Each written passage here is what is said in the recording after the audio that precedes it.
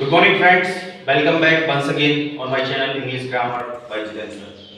In this channel, we will learn today the central idea of a poem of 10th class, Fire and Ice. This poem is related with the emotions of pupil. So we are going to learn the central idea. In this poem, Robert Frost expresses the idea that the world would end in either of two ways, by ice or by fire.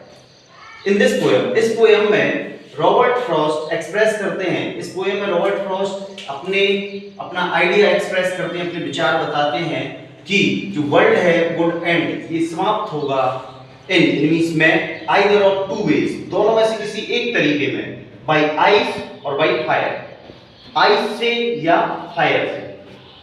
It's mean इस poem में Robert Frost ये बताते हैं कि संसार दो तरीकों में से किसी एक में खत्म होगा, या तो आइस से या फायर से।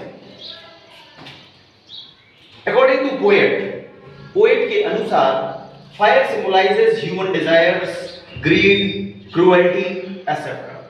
अकॉर्डिंग टू पोएट के अनुसार फायर जो है वो सिंबलाइज करती है, सिंबल है, किस चीज का सिंबल है? ह्यूमन डिजायर, इंसानी महत्वाकांक्षाओं का, लालच का और क्रूरता। फायर किसका सिंबल है? इंसानी महत्वाकांक्षाओं का, लालच का और क्रूरता का। The more you try to satisfy them the more they grow. जितनी ज्यादा तुम उन्हें सेटिस्फाई करने की कोशिश करोगे वो उतनी ज्यादा बढ़ती हैं। There is no end to them, उनका कोई अंत नहीं है। तुम्हारे जो लालच, महत्वाकांक्षाएं, क्रूरता, उसका कोई अंत नहीं है। They spread like wildfire and engulf your whole life. वे फैलती हैं जैसे जंगल की आग। जैसे स्पीड से जंगल की आग फैलती है, ऐसे ही ये महत्वाकांक्षाएं सब चीजें फैलती हैं और ये तुम्हारा पूरा जीवन निकल जाएंगे। ये पूरा जीवन निकल जाती है, जीवन कम पड़ जाता है, लेकिन ये कभी भी महत्वाकांक्षाएं ये सब पूरी नहीं होती। तो ये आपको समझ में आ गया फायर। अब देखो, on the other hand, ice symbolizes indifference in human relationships. In other hand, दूसरी तरफ या दूसरे हाथ, ice symbolize करती है, ice symbol है indifference, उदासीनता in human relationships, इंसानी संबंधों में जो आज उदासीनता आ गई है, अपनों को अपनों से कोई मतलब नहीं है। तो ice किसका सिंबल है? इंसानी संबंधों में उदासीनता का, हेटर्ड नफरत का, और कोल्डनेस मतलब रूखेपन का, एंड रिगिडिटी, ठीक है, रूखेपन का और कठोरता का, ठीक है। The poet has the view that both fire and ice are equally competent in bringing the world to the complete end. जो पोएट है उसका व्यू है, उसका विचार है कि दोनों फायर और आइस दोनों बिल्कुल बराबरी से सक्षम है, एक दूसरे कॉम्पिटेंट है, प्रतियोगी हैं इन ब्रिंगिंग द वर्ल्ड को लाने में टू द कंप्लीट एंड तक। मतलब पोएट का ये व्यू है कि जो फायर और आइस है दोनों ही बराबरी से सक्षम है संसार को पूरी तरह से अंत में ले जाने पर, पूरी तरह से अंत तक ले जाने पर। तो ये था सेंट्रल आइडिया 10th क्लास की सीबीएसई और यूपी बोर्ड की फायर एंड आइस पोएम का, लिखी गई है रॉबर्ट फ्रॉस्ट द्वारा। Good morning friends, welcome back once again on my channel English Grammar by Jitendra. In this channel, we will learn today the central idea of a poem of 10th class, Fire and Ice. This poem is related with the emotions of pupil. So we are going to learn the central idea. In this poem, Robert Frost expresses the idea that the world would end in either of two ways, by ice or by fire. In this poem, इस poem में Robert Frost express करते हैं, इस poem में Robert Frost अपना idea express करते हैं, अपने विचार बताते हैं कि जो वर्ल्ड है वुड एंड, ये समाप्त होगा इन मींस में आइदर ऑफ टू वेज, दोनों में से किसी एक तरीके में, बाय आइस और बाय फायर, आइस से या फायर से। इट्स मीन इस पोएम में रॉबर्ट फ्रॉस्ट ये बताते हैं कि संसार दो तरीकों में से किसी एक में खत्म होगा, या तो आइस से या फायर से। अकॉर्डिंग टू पोएट के अनुसार Fire symbolizes human desires, greed, cruelty, etc. According to poet के अनुसार फायर जो है वो सिंबलाइज करती है, सिंबल है, किस चीज का सिंबल है? ह्यूमन डिजायर, इंसानी महत्वाकांक्षाओं का, लालच का और क्रूरता। फायर किसका सिंबल है? इंसानी महत्वाकांक्षाओं का, लालच का और क्रूरता का। The more you try to satisfy them the more they grow. जितनी ज्यादा तुम उन्हें सेटिस्फाई करने की कोशिश करोगे वो उतनी ज्यादा बढ़ती हैं। There is no end to them, उनका कोई अंत नहीं है। तुम्हारे जो लालच, महत्वाकांक्षाएं, क्रूरता, उसका कोई अंत नहीं है।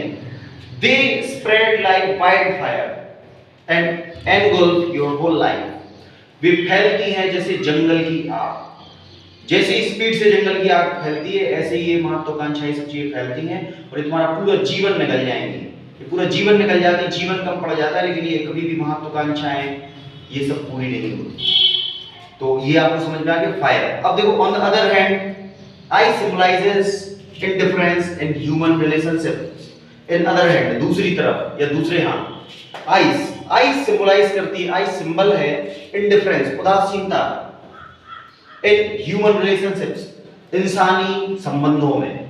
इंसानी संबंधों में जो आज उदासीनता आ गई है, अपनों को अपनों से कोई मतलब नहीं है। तो आइस किसका सिंबल है? इंसानी संबंधों में उदासीनता का, हेटर्ड नफरत का, और कोल्डनेस मतलब रूखेपन का, एंड रिगिडिटी, ठीक है, रूखेपन का और कठोरता का, ठीक है। The poet has the view that both fire and ice are equally competent in bringing the world to the complete end. जो पोएट है उसका व्यू है, उसका विचार है कि दोनों फायर और आइस दोनों बिल्कुल बराबरी से सक्षम है, एक दूसरे कॉम्पिटेंट है, प्रतियोगी हैं इन ब्रिंगिंग द वर्ल्ड को लाने में टू द कंप्लीट एंड तक। मतलब पोएट का ये व्यू है कि जो फायर और आइस है दोनों ही बराबरी से सक्षम है संसार को पूरी तरह से अंत में ले जाने पर, पूरी तरह से अंत तक ले जाने पर। तो ये था सेंट्रल आइडिया 10th क्लास की सीबीएसई और यूपी बोर्ड की फायर एंड आइस पोएम का, लिखी गई है रॉबर्ट फ्रॉस्ट द्वारा। Good morning friends, welcome back once again on my channel English Grammar by Jiten sir. In this channel we will learn today the central idea of a poem of 10th class, Fire and Ice. This poem is related with the emotions of people. So we are going to learn the central idea. In this poem, Robert Frost expresses the idea that the world would end in either of two ways, by ice or by fire. In this poem, इस poem में Robert Frost express करते हैं, इस poem में Robert Frost अपना idea express करते हैं, अपने विचार बताते हैं कि जो वर्ल्ड है वुड एंड, ये समाप्त होगा इन मींस में आइदर ऑफ टू वेज, दोनों में से किसी एक तरीके में, बाय आइस और बाय फायर, आइस से या फायर से। इट्स मीन इस पोएम में रॉबर्ट फ्रॉस्ट ये बताते हैं कि संसार दो तरीकों में से किसी एक में खत्म होगा, या तो आइस से या फायर से।